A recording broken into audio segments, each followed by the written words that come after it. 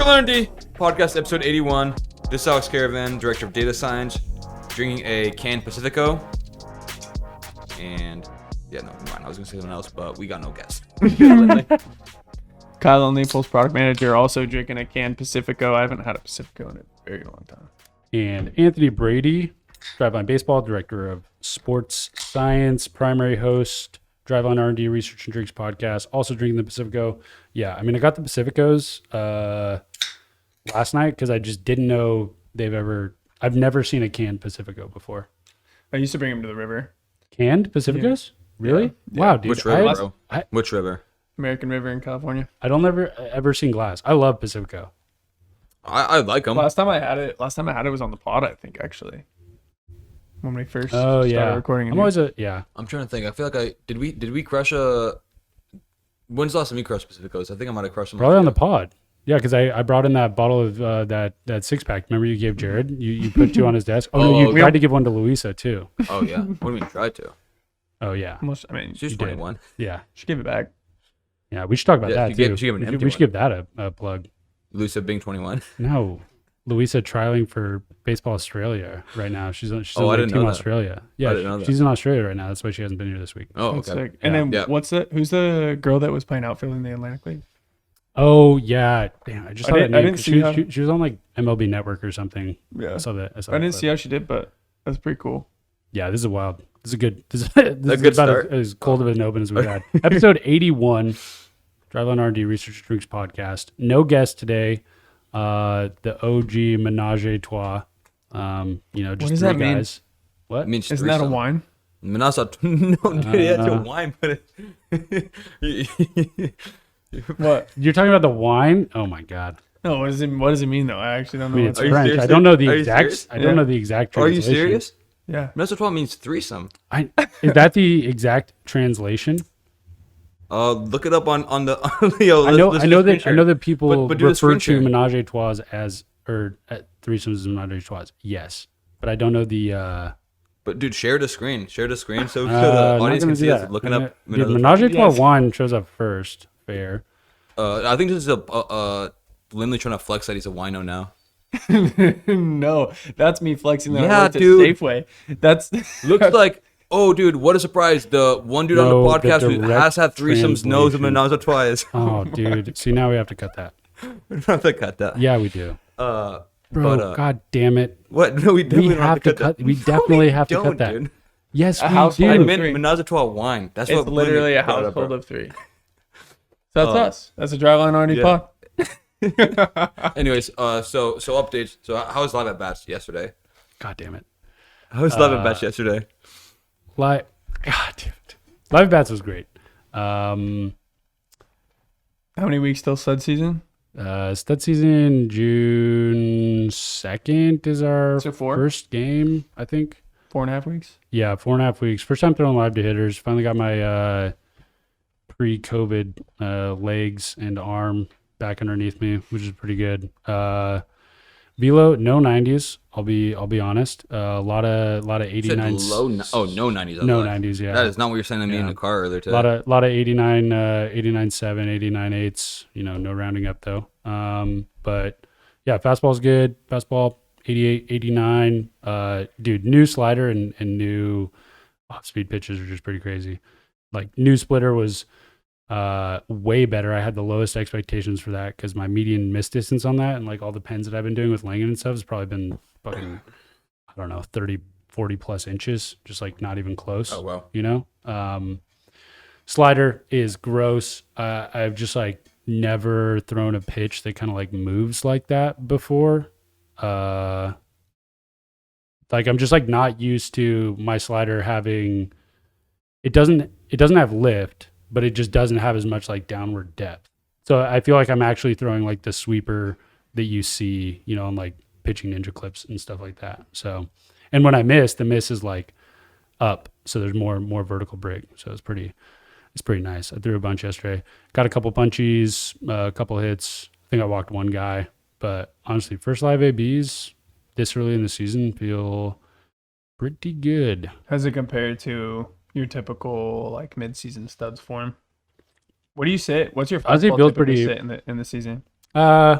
It depends because it's tough with like how many innings or appearances I'll get. Like if I'm just like getting crushed outing after outing.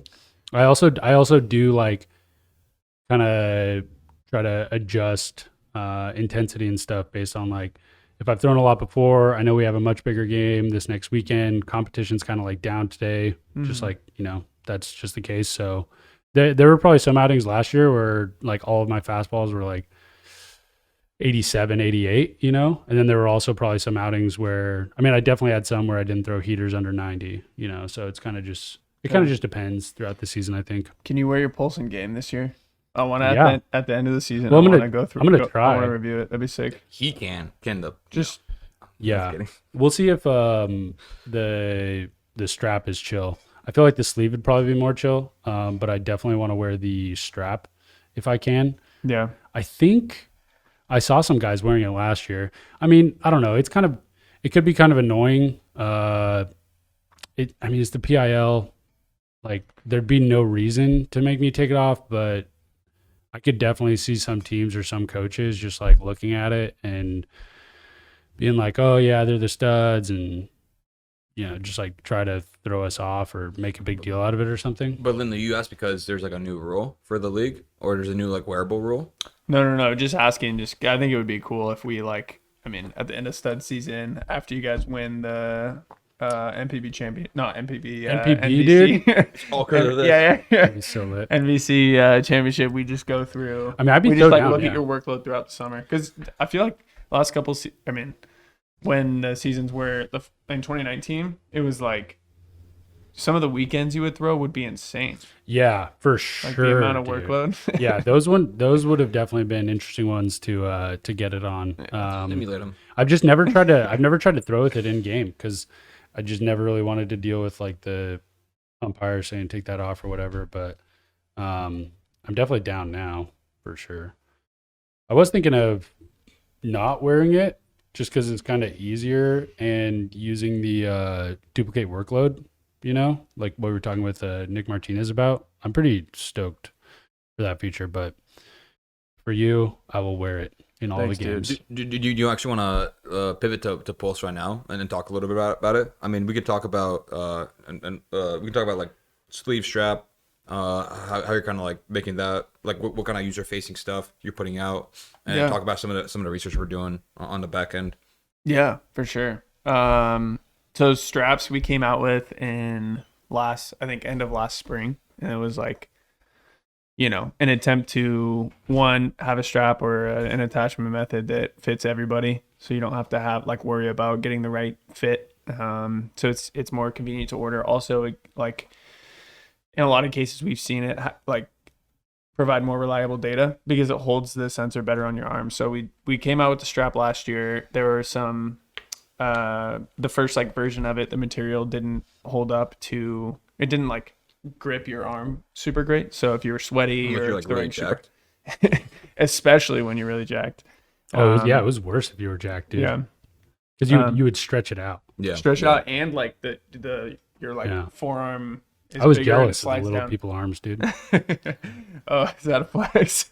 Dude, you've seen the podcast picture. Yeah, I was about to say. Yeah. You've seen the. For anyone that looks at the podcast logo and hasn't seen Lindley in person, his arms are just as big. Trust me, if not bigger. So, So if you meet him and they're not as big, then he just lost a lot of mass. For the listeners, just check out the YouTubes. Yeah, I think you got a pump on right now, dude. Yeah, that's facts. We kept telling the graphic designer, we were like, this is not even close to being accurate. Lindley's arms and his traps are way bigger. Please, Just take out, just remove, instead of our heads, just have Lindley just be doing this or something. Yeah. Anyways, so the first strap had some issues. We just released the second version, so if anybody buys just the strap or the complete Pulse kit now, it'll be packed with the new strap, and the new strap grips a lot better when you start out, and until it gets really wet, really sweaty.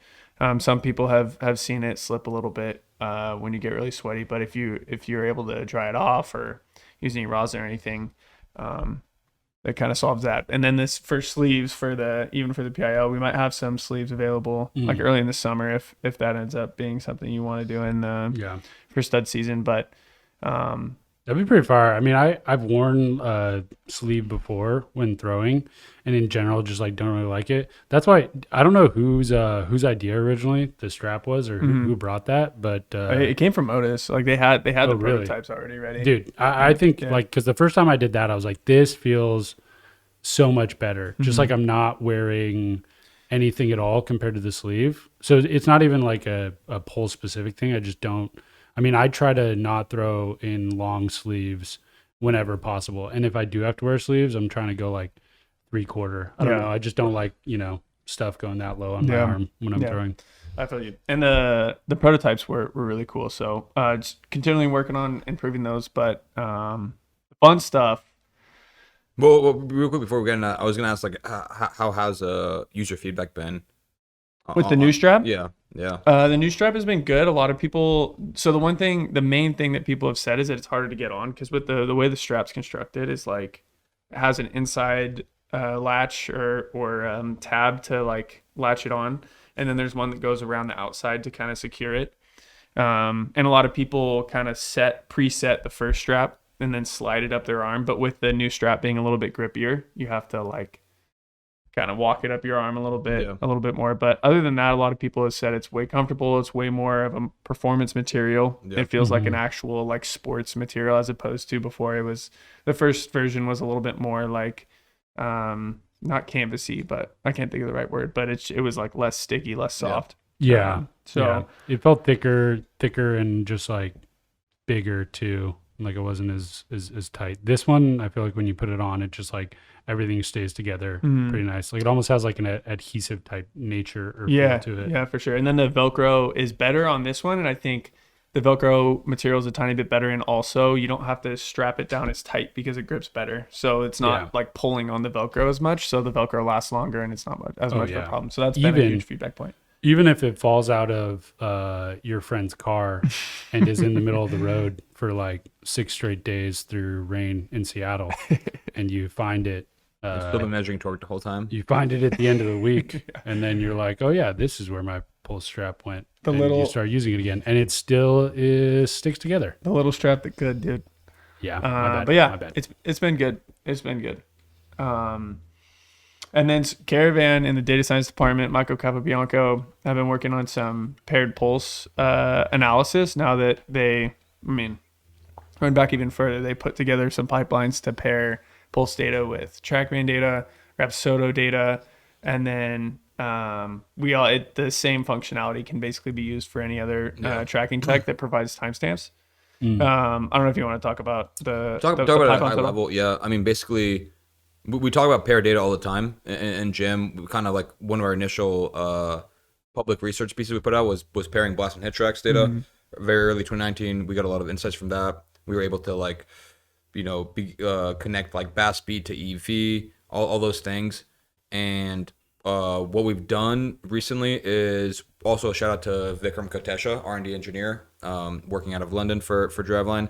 But we've built these pretty robust pairing algorithms that match off a pattern of Unix timestamps. And I mean, I don't even know off the top of my head now where it is, but there's a bunch of checks and guidelines that went through like months of validation because we do have so many technologies to pair.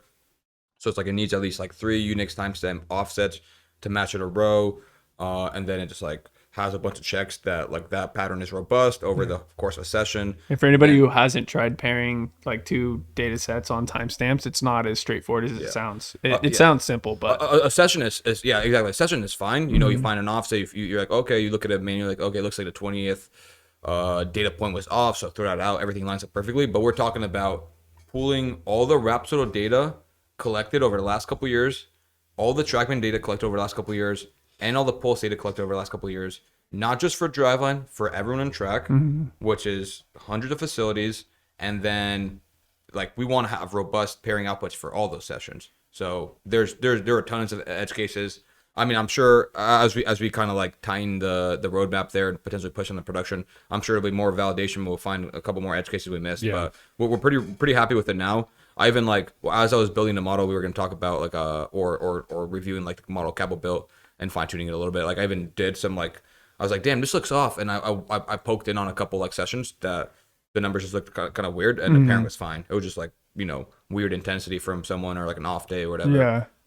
Maybe but they yeah. were wearing it in a weird spot. Yeah, or it could have been a stepping sensor around. position Yeah. or rep soda not aiming the right way or something. Yeah, but no, I mean like the pairing lined up. But yeah, to that point, we've been trying to work on getting insights from tracking technology with Pulse, and there's a ton of stuff. I put out something internal about modeling the expected torque on the primary fastball, because my initial reasoning was Pulse is so valuable within an athlete longitudinally. Yeah. I think it's valuable on large population analyses too, but like specifically within an athlete, it's fairly sensitive to that person's like intensity, the stress they're experiencing, all this stuff. So I wanted to basically get something that matches performance. So someone is throwing intense sessions with Pulse, with Rhapsody and TrackMan running, and like I said, any other tracking technology, and they have a couple sessions logged, including like breaking ball kind of like pulse profiles, fastball pulse profiles. At what point is their expected torque on their fastball like below or above what it should be? At what point is the gap between the fastball and the breaking ball like below or above what's expected? So almost like a monitoring performance slash like pitch arsenal snapshot with workload built in there. And I mean there's stuff that's way more simple. Like we were talking about, like even just getting an expected velo for people that have Pulse but don't have Repsol and TrackMan, right? You get enough of a robust data set, and you get an idea of like, okay, this is your expected velo, probably a better indicator of your intensity and arm speed. That model, I think I posted a little bit about it internally. That model isn't quite all the way there, which is okay because we're just going to be collecting more and more data. Yeah. And we've been mostly focusing on Driveline specific data to test case it, to like be able to like back up any outliers. Like, was actually this athlete's velo? It is great. But I think as we collect more data, are more firm in our models that we're going to put out, we'll just bake in, like I said, all the data and track. So as most people know that kind of work on models and everything, like the best way to lower errors is collect more data or get more data and rerun models. But yeah, you had a bunch of ideas too if you want to talk about Yeah, for sure. I mean, kind of more generally, I think there are like three main things that I think the pairing can really help with for people who have access to both tracking tech and Pulse. It's like, one, Pulse or tagging Pulse throws individually can get kind of cumbersome, like either on a throw by throw basis. You can do a whole session, but that's not going to give you as like granular insights. So being able to just pair it with another piece of tech that is either automatically tagging or is just collecting other information, just like removes the need to tag really.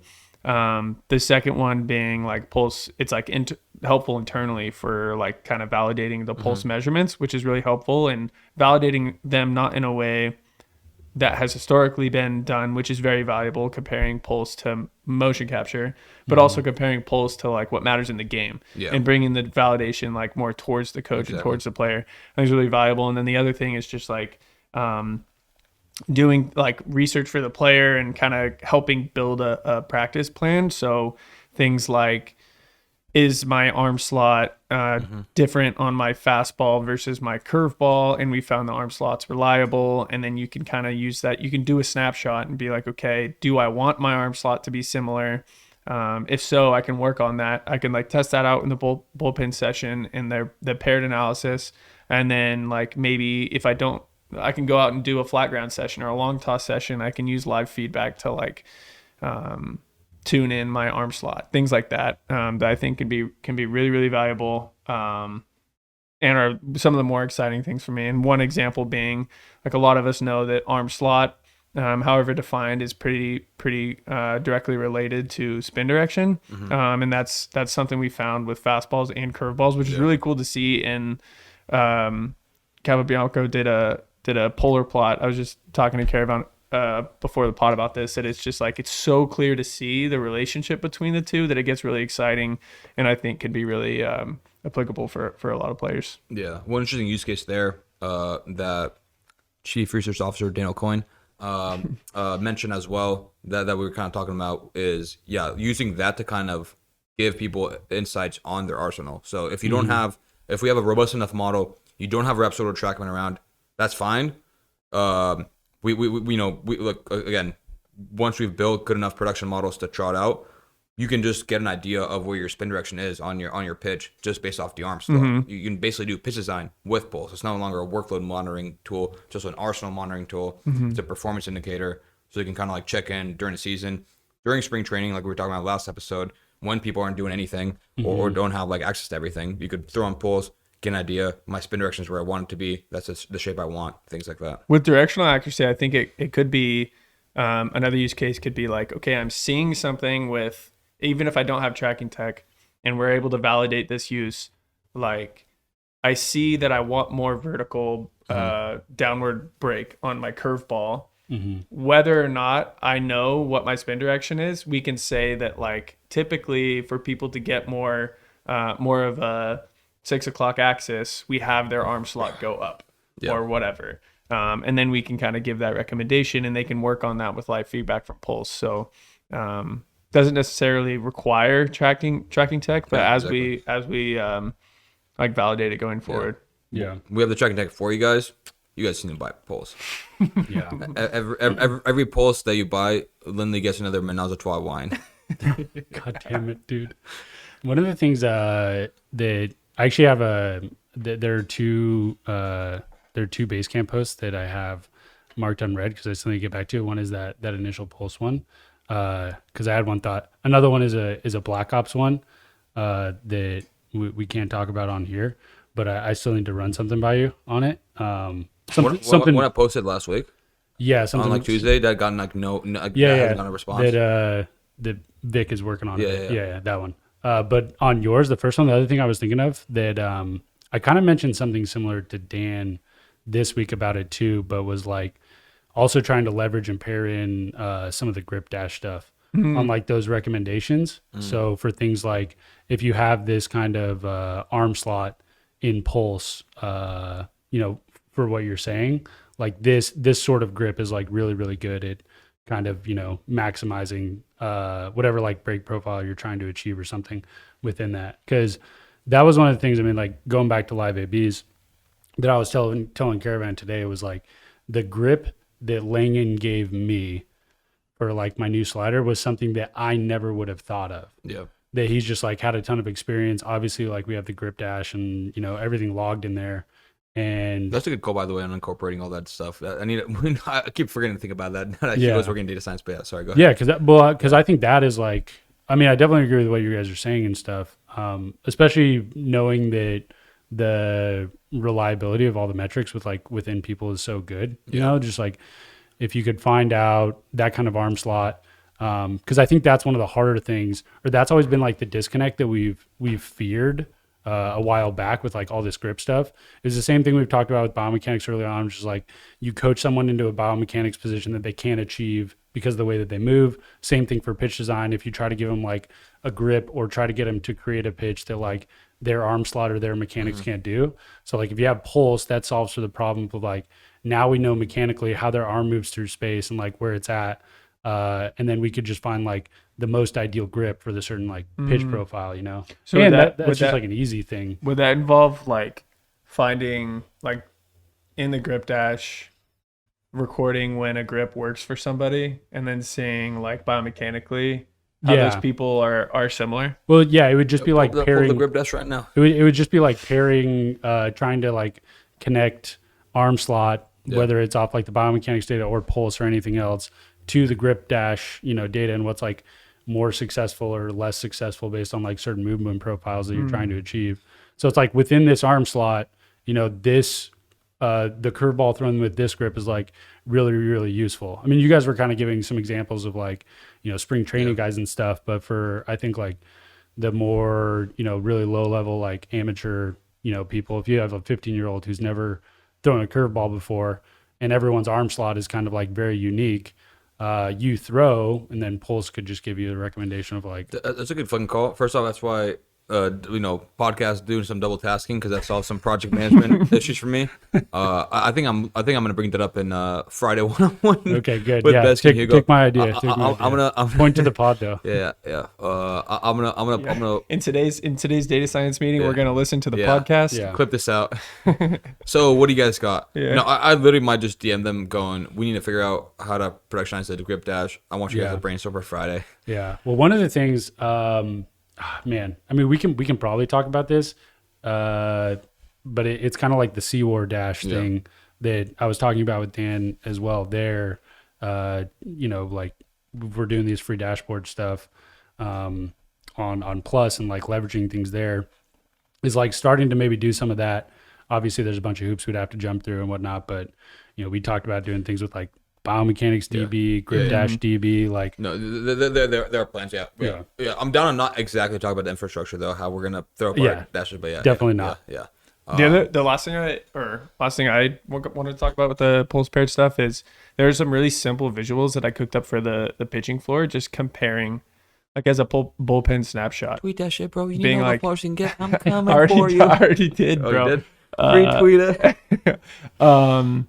It was basically just like, here's a session or here's an athlete, and they're like comparing arm speed, torque, and arm slot across all of the different pitches that were measured by Rapsodo. And I think it's like there's clear separation for a lot of people, but in like arm speed and arm slot are the two for me, and torque too. I mean, arm speed and torque are going to be pretty heavily related, but seeing like some people's curveballs are like arm speed is way higher than their fastball, or their changeup arm speed is way lower.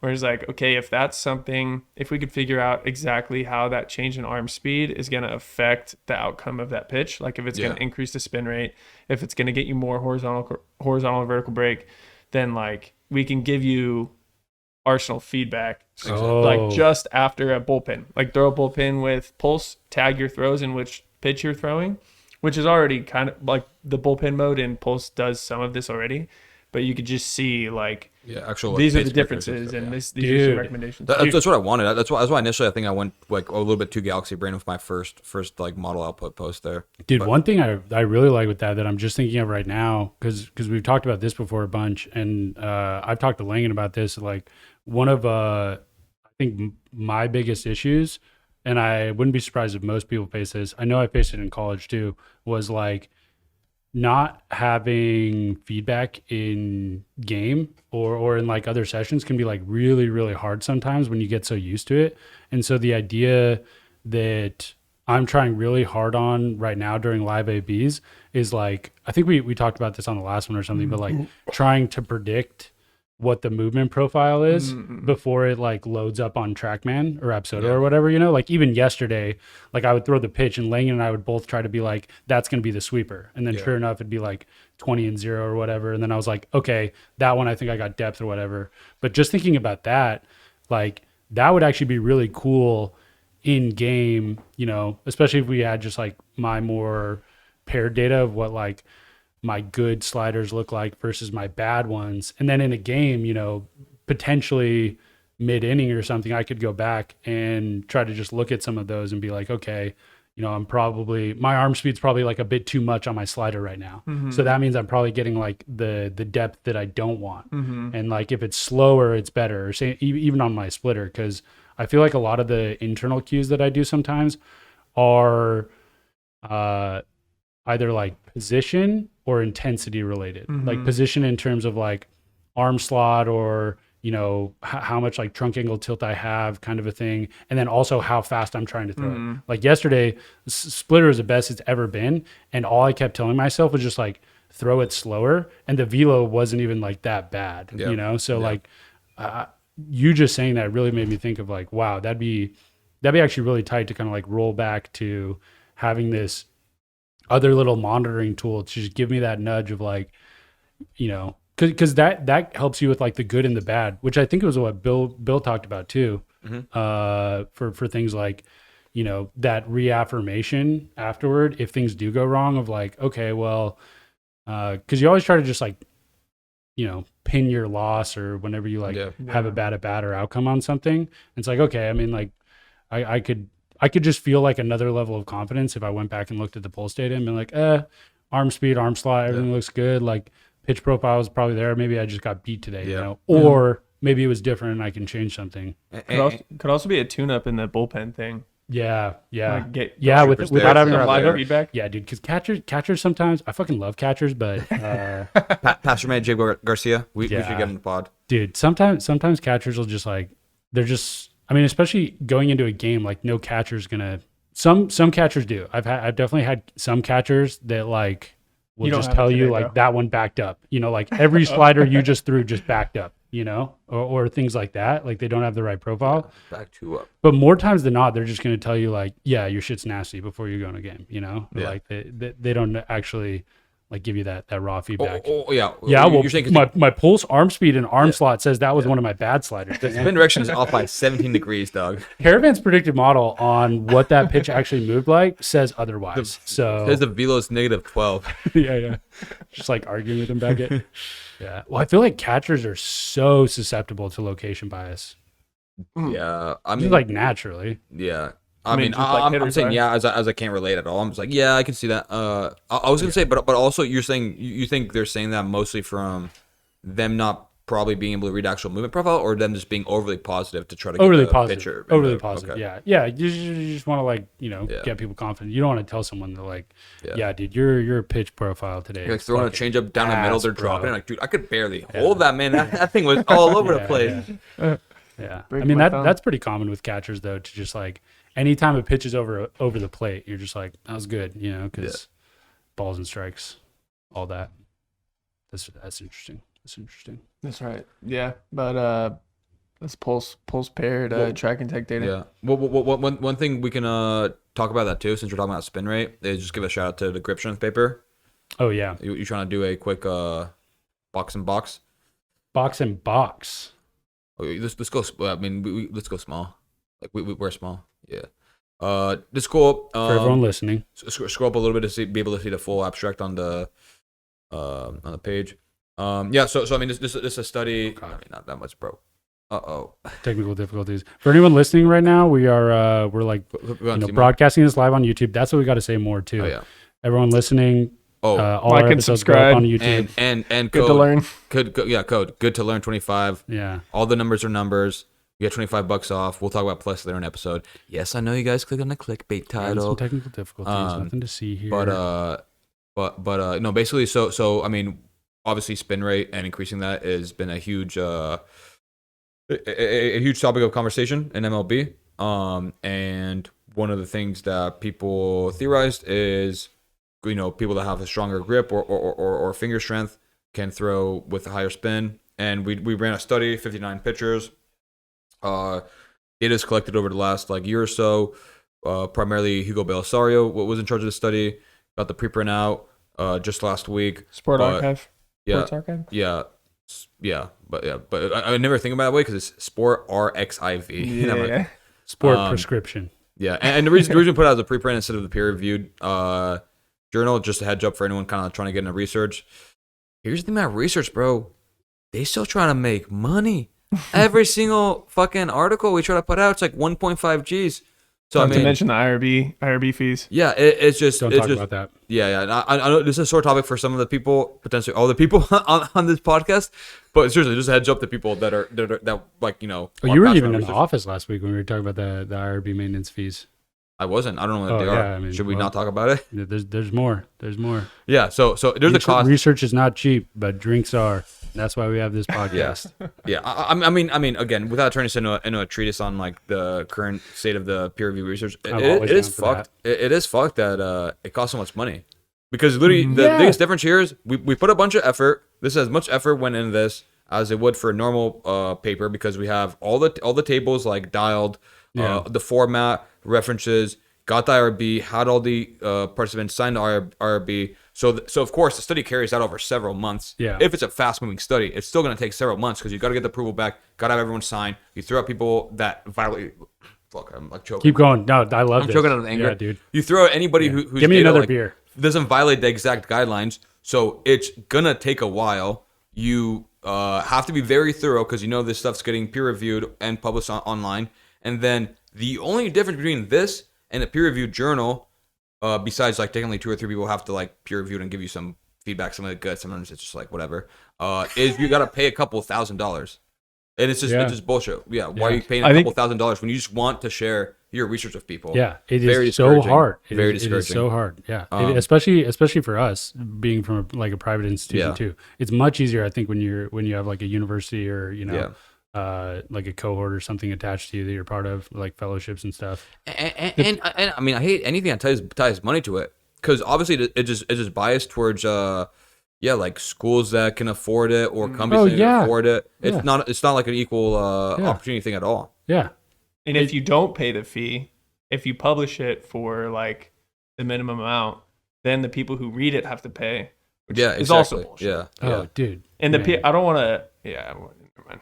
No, I do. I'm just kidding. The peer review thing is like silly too, because I think peer reviewed on methods and analysis, I think can be valuable for sure. But a lot of times it's the intro like isn't great. The discussion should be removed. I don't like how tied in this other sport or this other thing. It's just like, it's just literally what it is. It's a discussion. And we're like framing this paper. We did this study or the like data collection. As long as data collection and the analysis is right, and we're not saying something that's like blatantly wrong or misleading. Yeah, it's just like, why can't we just publish it in the?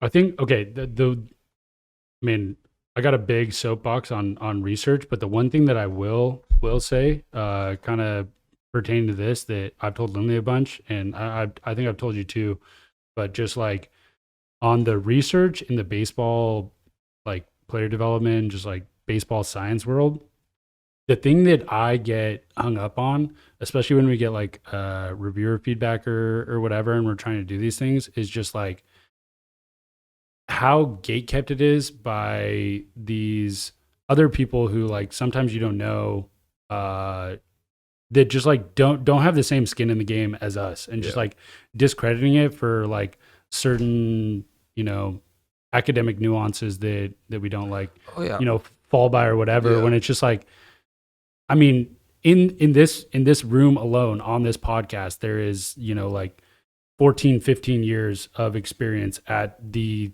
world leader in like baseball player development. Like, we know what we're talking about. We've helped just like thousands and thousands of athletes at the absolute highest level, at the MVP, at the Cy Young level, Power 5 schools across the country.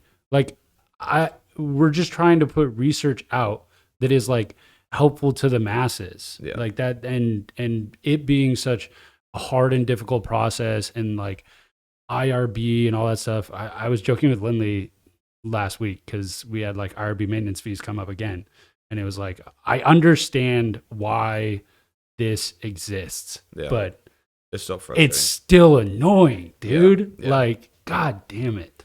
The funny thing too with this paper, as an aside, I just remembered, because I mean, like, this is like, we put out public research and blogs and stuff. This is obviously like a dictated study, more thorough than most blogs. And again, like, the idea was we had a hypothesis, we ran a study to either reject or accept the hypothesis. In this case, we found grip strength did have some correlation of the spin rate, but not when you counted for velo, not when you counted for spin over velocity units. So not inherent like connection to spin itself. And then one of the comments on my tweet thread about this was just someone saying, like, I forget what they said, but just like a statement like, oh, it's the flexor strength actually to increase the spin rate. And it's funny because, again, like, this I just put out like an exact like preprint with all the data publicly available, because we have a CSV of anonymized athletes that's linked in the preprint link. And generally when people say stuff on Twitter, it's like, for me, I mean, I don't really get in blame wars with people on Twitter or anywhere, but it's like people just say whatever. Like famous people say whatever. It's like with no source or whatever. It's just kind of like, okay, I can say whatever I want to. But it was especially funny because I put out everything, and the guy's like, "Oh yeah, it's this." And I was like, and I just said, "Proof?" Question mark. It's like, dude, if I'm gonna put out the publicly available data and preprint, and you're just gonna say something, give me something, dog. Where's your version? Your version of this. But anyways, this is so tight, man. This is like, this shit really did fire me up. Just like seeing that they were doing stuff like this. I mean, and If you want to scroll through the tables, see if you can scroll the tables. There's like I mean, I'm not gonna go too in depth on it, but just to kind of. Oh, we also shout out Eno on it. Yeah, but it was very thorough. Hugo Belisario now based in Dallas. I gotta visit him this summer, dude. He's been saying the scene in Dallas is wild. But I'm making like super thorough. We applied a multiple test comparison here as well to adjust alpha levels if you keep going through the tables. But we broke it down by a lot of things. We broke it down fastballs and spin rates, breaking balls and spin rates, off speed and spin rate. A lot of stuff, man. Yeah. Like I said, like I did it for spin to velocity ratios as well to kind of see like where like what part of the correlation was explained by including velocity. And yeah, I mean the main conclusion is not really too much there between grip and finger strength, which is, you know, I think our friend Mike Son in the past in one of the first times we kind of like really talked about peer reviewed research, talked about like sometimes like finding a no conclusion is, you know, maybe not the most sexy thing to talk about, but it's just as important because it's a theory people have, and then like I said, we attacked it, and that's a research. So yeah, that's also another thing that gets gate kept. No findings, like whether it's explicit or implicit. Yeah. Oh, like you think it biases the chance of it getting published? Oh, 100%. Sure, Yeah. for 100%. sure. Yeah. Yeah. Yeah, because it's got to be because they want like novel stuff. But Yeah. I mean, the other thing about this really excites me is like because my favorite like baseball research, the line where I lost my mind on like baseball research that has been published, especially to some of ours that have like gone through the review process, is like there's a study in the like Journal of Strength and Conditioning or something from a while ago that was talking about, I think it does some like early biomechanics or like kinematic effects related to like pitch movement characteristics.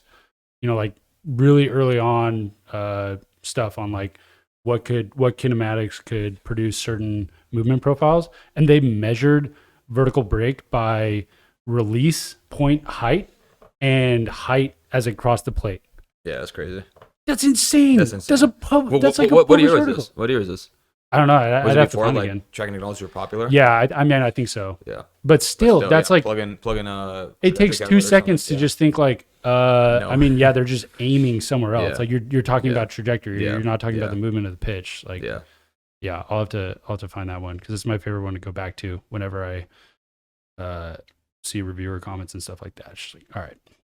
But yeah, anyways, Shout out Hugo. Dan and OC contributed to this paper as well. I think OC was the lead investigator. But yeah, check it out. You want to talk really quickly about the Velo tracking story? Oh, dude.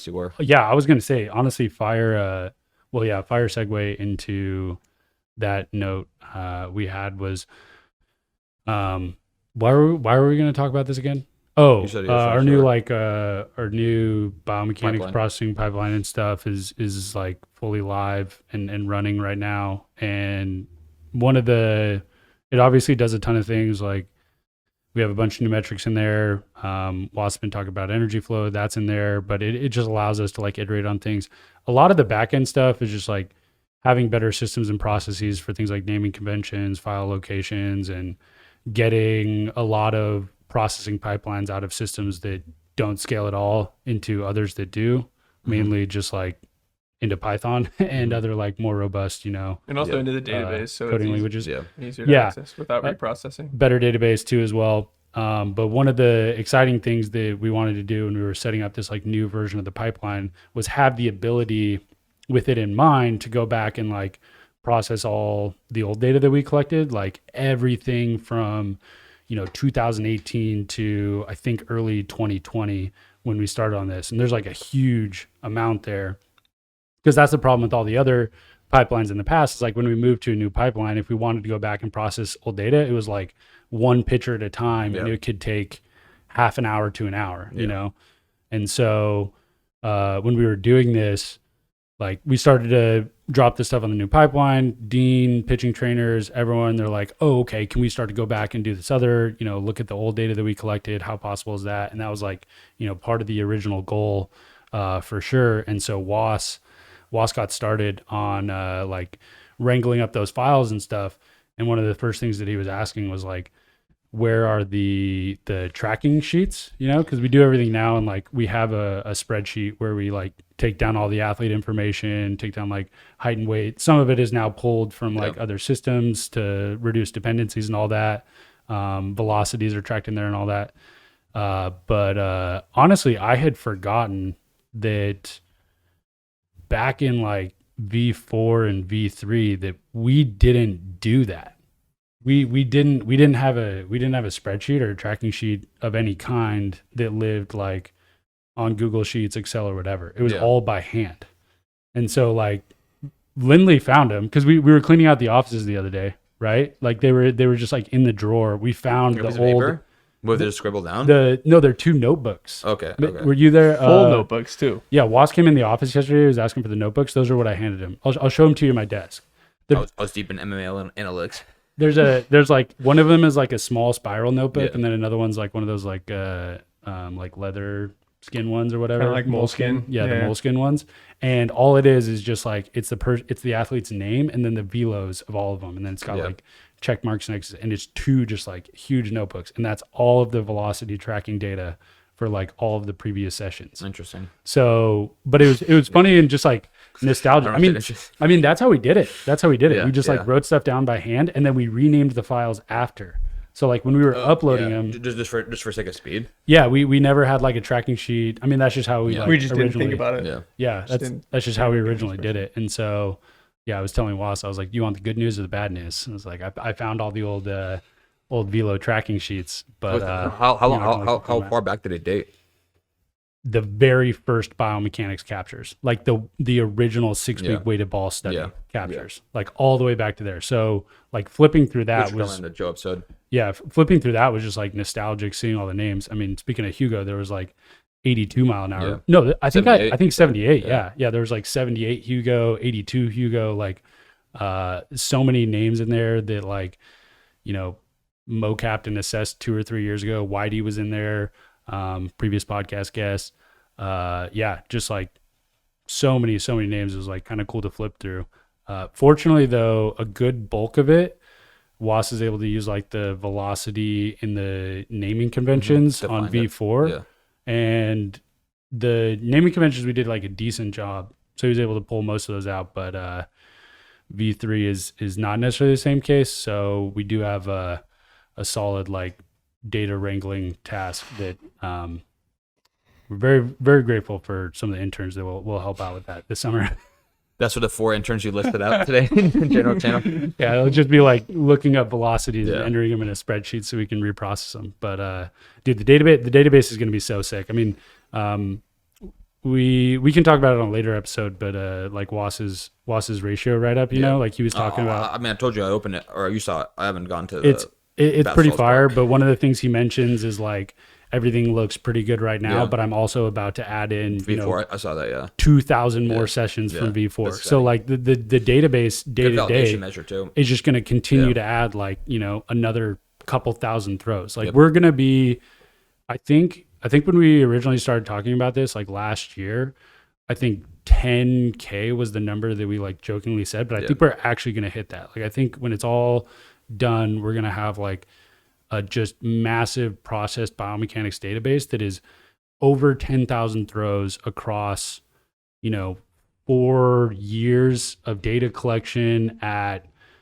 multiple locations around the world. Multiple like velos from Danny Morgan to it's going to be 8-year-olds to you know probably 40-year-olds. There's MVPs in there. There's Cy Youngs in there. There's everything, dude. It's going to be so sick. Do you think it's going to fill in like any of that data that will add to the database is going to fill in the like 15 to 18-year-old like relative gap in data that we have? Because we have a lot of youth data now. Yeah. We have a lot of like college and pro data, but the like the high school, like sophomore, junior, senior. Some of the tour stops will, I think. Oh, I think there was quite a few there. You know, maybe there's like a couple hundred or 100 or so. But that's a good point. That is actually probably it's kind of weird that that's our biggest population gap, like 15 to 8. I think it's 16 to 18-ish, right? 1 to 6-year-olds, bro. Yeah. It seems like 1 to 6. You're right. Okay, that's by far the biggest population gap is 1 to 6 year olds. Dude, if gave Choppa the option, he might have his newborn Throw in a the pitch. lab. Dude, let's go. There's no way. There's no way I'd want to clean or try to figure out that data because how is Motive gonna like 47 markers on the baby fat. dude, they're gonna be on top of each other. Yeah. We markered up Ben Wetzler. Oh yeah, I We remember marketed that. up his baby in I remember Arizona. that. Yeah. Yeah. I was gonna say, speaking of, did you ever watch? Did you listen to the Joe episode? You listen to the Denver story part?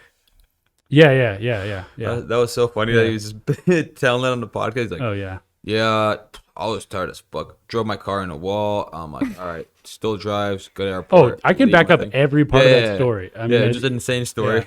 yeah, especially the weirdest thing for me was when we walked out to the car the next morning and the van door was just wide open and there was just like a bracelet where I like in my seat and I was like, what are we doing, dude?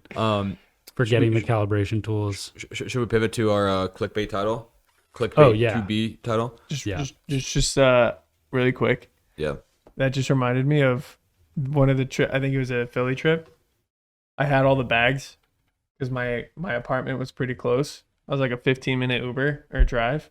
I woke up plenty on time, got dressed, all my shit was packed, laid back down, but then accidentally fell asleep after my alarm was off, so nothing to wake me up. And I just happened to wake up like probably 50 minutes before the flight. And then you would like text me, you're like, dude. you good? Like, you coming, dude? Yeah, I was starting to get worried. And then I texted him back and just Forgot said, about bro. And I was like, I don't know what to do. Should I wake up my roommate to make him drive me or should I call an Uber? Like, what do I do? Dude. And then I just I packed up all the stuff, got in an Uber. I was like, I'll tip you $10 if you get me there by this time, like in time to check the bags. And then Anthony was saving a spot at the desk to check the bags. Anyway, I was talking. I remember I was like in the Sky Priority line or whatever, like talking to the lady. I was like, he's on his way. Like I just want to make sure that we're gonna get these bags on the plane. It's like we have like work that we have to do tomorrow. Like, are we gonna be good here? That is, dude. I forgot about that. That was that Philly trip was I mean, just because of the going to the Yankees game. Oh yeah, that was fun. That was awesome. The way. Staying at Dan's house, dude. That was electric too. All right, you're up. Okay, yeah. So College War just tweeted about it. Well, it'll be 4 days past when we put this out, or 5 days, I guess. But yeah, recently, and a lot of this work came from the BB Ops department, or slightly deprecated BB Ops department, but Bobby Fry and Dan. But we put out a College War dashboard about 2 years ago during the draft. Was super popular. Got a lot of requests for it. Had a couple of things we wanted to fine tune on the methodology a little bit more.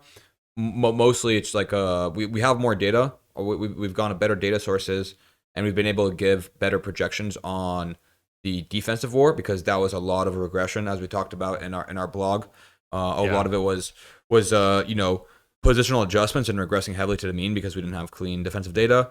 We still regress a bit, but a little bit more precise with the numbers.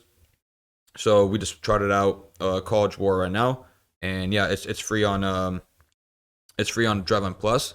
All you have to do, even if you're not a Plus member, you can just log in an email, make an account, and explore the cWAR. Do you want to go to it? Look up, so we've got kind of just a couple things on Plus because for everyone listening, so we have Plus pulled up. Good to right learn here. 25. If you want to go check it out on YouTube, what it looks like. But yeah, the College War Dash is free on here, but a couple other things to highlight: the energy flow that the stuff that we've talked about, some of the jump things that we've talked about with Ben before as well. A lot of those research and investigation pieces that we've talked about are on here as well. Some of the titles are training bass speeds, mass vectoring, exit velocity. Yeah. Got solder looking like a psycho. Yeah, so like if you want to learn more about things like energy flow or the jump study research that we talked about with Ben, use code. What is it again? Good to learn 25. Good to learn the number 2, and then number's 25. Wait, it is the number 2? Yeah. GOOD to the number learn 25. And you get is 25 $25 off. Yeah. $25 off, and then you can become an expert in energy flow and understand all of Gene Jackson's tweets a lot more. So that'd be nice. Yeah. But what you don't have to pay for is the free cWAR dash. Yeah. Which I can open up right now. Dude, College War. I think when you guys were first doing it, I remember when Dan sent me some stuff. On like the numbers and things. What was he?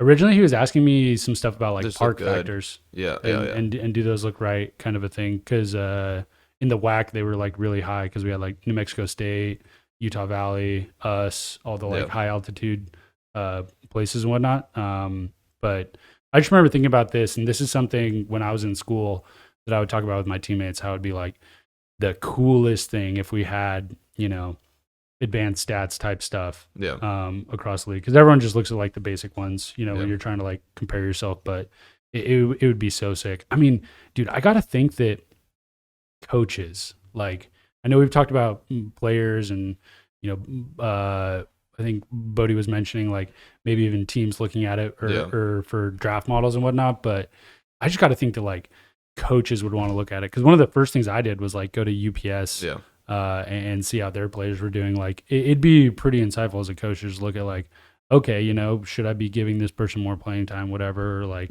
how are they actually like contributing, kind of a thing. And I've been monitoring the usage. Basically been getting used like 23 hours of 24 out of the day. With like exception being like whatever odd gap between the time zones, like 3 to 4 a.m. probably.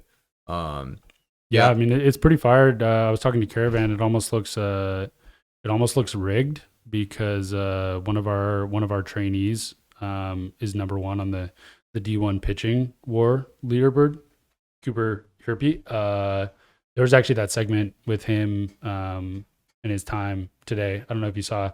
Bill kind of reposted that. I think he put it in like weekly email data dump or something. But he was talking about his time and his experience. He spent a couple weeks out here last summer training, but I mean, got pretty fire. Yeah, nails. FIP. What is that? 1.98.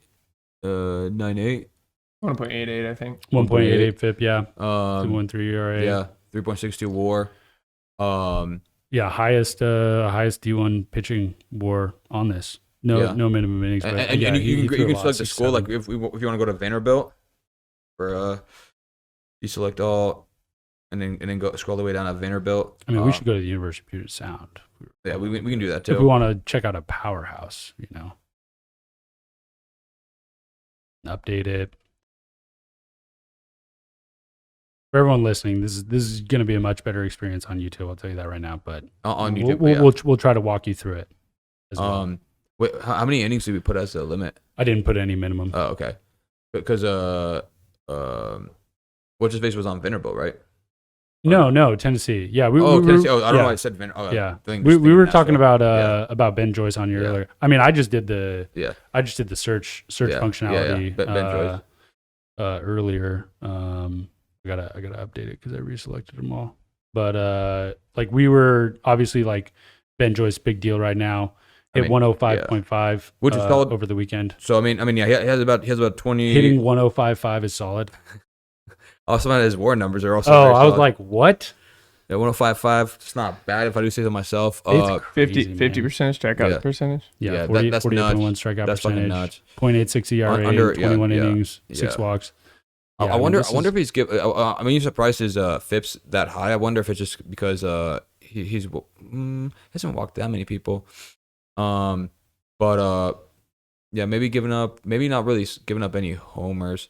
Yeah. So that might But this is just tight, like being able to see what. I mean, he'd have like a over mid twos WAR if he had as many innings as. I mean, it'd be interesting. Let's just pull up like Tennessee's overall and see what their staff looks like. I mean, the Ben Joyce thing too, just to talk about it. The first thing in the that I wanted to know was when I saw 105.5, I immediately I was like, that's sick, but I just like raised my eyes. I was like, on what? Yeah. Like Rapsodo, Trackman, Bushnell, Pocket Radar, like what was it? I still like I feel like I don't quite know still because I saw the thing that was talking about Yacker Tech, but I mean, if it's 105.5 on a stalker, that's just like, or TrackMan too. Yeah. I mean, even Yakutech, but I just like, I don't know what tracking technology. I think it's Jacker. But still, like, regardless, dude. I mean, he was throwing so many pitches over 103. Which is just unreal. Yeah, what's your stuff look like?